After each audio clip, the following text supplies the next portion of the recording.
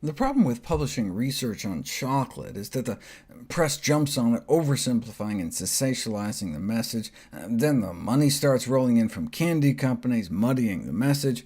But lost in all that is an important idea that the flavanol phytonutrients in cocoa do appear to be beneficial. The sugar in chocolate isn't good for us. The fat and excess calories in chocolate aren't good for us. But natural cocoa powder can be considered a health food, so adding cocoa to a smoothie or oatmeal or whatever would be health-promoting. But ideally, choose unprocessed, undutched cocoa, since the flavanols are what give cocoa its bitterness, so they try to process cocoa with alkali to destroy them on purpose. Thus, when it comes to cocoa, bitter appears to be better. In my video on chocolate and artery function, I showed how dark chocolate could improve the function of coronary arteries in the heart within 2 hours of consumption using fancy angiography, but there are some blood vessels you can visualize with your eyes. The blood vessels in your eyes. 2 hours after eating dark chocolate, significant improvement in the ability of the little veins in your eyes to dilate.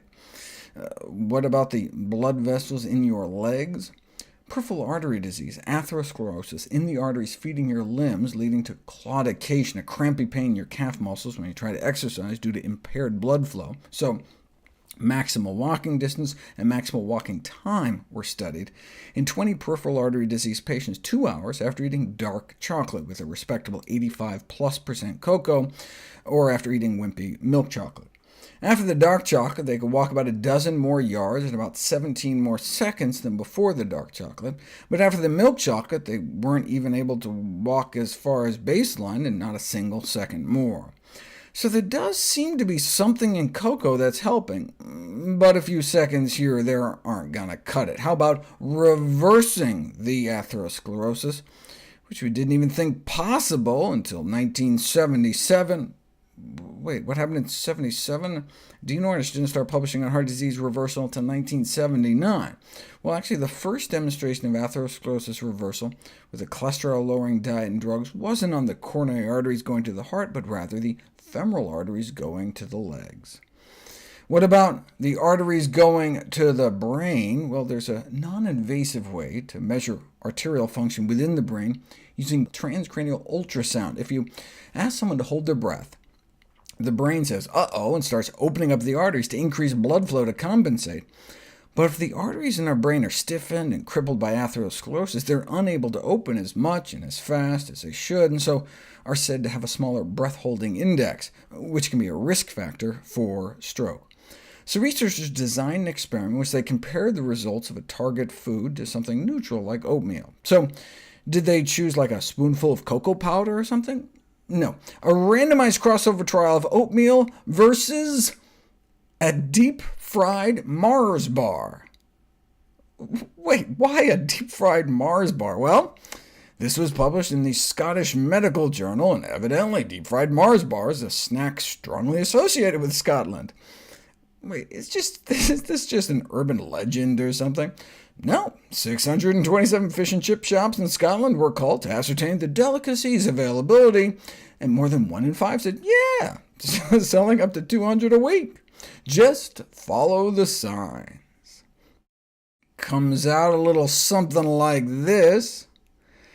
Batter-dipped and deep-fried Snickers bars and pizza were evidently less popular. The researchers conclude that it's not just an urban legend.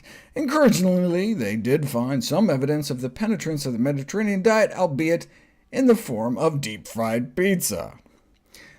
Could this be contributing to Scotland having among the highest stroke rate in Europe? Well, they put it to the test, and interestingly, there was a significant drop in men compared to women.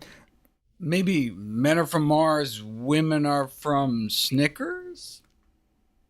Regardless, what about chocolate that's not deep-fried? There's been a few population studies that have followed people over time, and found that those who ate chocolate appeared to have lower stroke rates, since confirmed by another study, but maybe chocolate consumption just happens to be related to other behaviors that are heart and brain healthy. Like, hey, people that exercise a lot have to eat more food, period, so maybe they eat more chocolate.